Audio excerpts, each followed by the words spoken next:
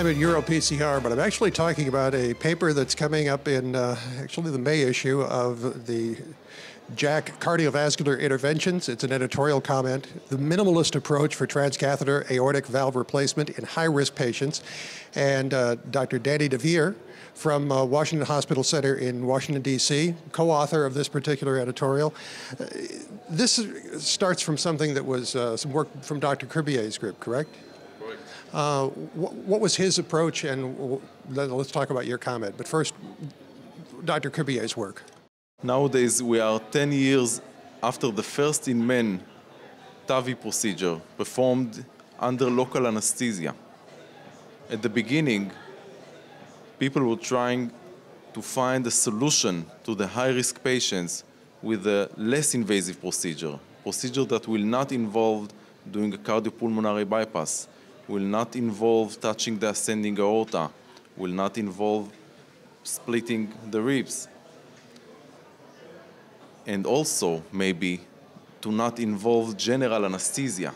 There are many high-risk patients that general anesthesia is a very, very problematic procedure for them, like patients with lung disease, patients with several anomalies. In general, frail and elderly people could benefit by an approach that doesn't use that. Correct. So we have for transcatheter aortic valve replacement two strategies doing for anesthesia. We have the general anesthesia and we have the local anesthesia, or MAC it is called also, monitored anesthesia control or sedation only. And it is very interesting that in Europe, majority of the centers during transfemoral Tavr procedures use only conscious sedation, only local anesthesia. While in the US, almost all of the centers, there is a recent survey about that, 96% use systematically general anesthesia during these procedures. And we must understand that each approach has its advantages and limitations, obviously. And it seems that we need to integrate all the data about the patient, about the procedure, and to have a specific decision per patient.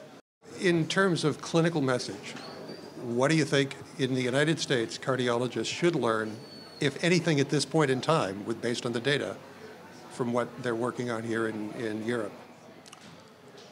Well, first, in the US, we are doing a very, very good job. You can be you can be sure of that. We can see the results, the partner trial, the results are amazing. We have 2-year results already.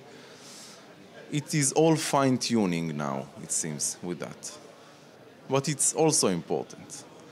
So I think that we need to learn from Europe that approach of conscious sedation that we in the Washington Hospital Center use quite commonly recently, and to see in which situations it could work best, because there are several patients that probably could earn a lot by using conscious sedation only with them. For instance, the chronic lung disease patients that if you intubate them, they could not be easily extubated later on.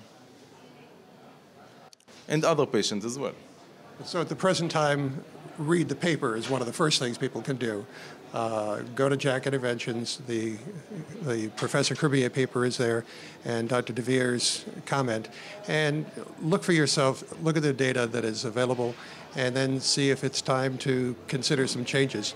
For CardioSource Interventional News, from EuroPCR, I'm Rick McGuire.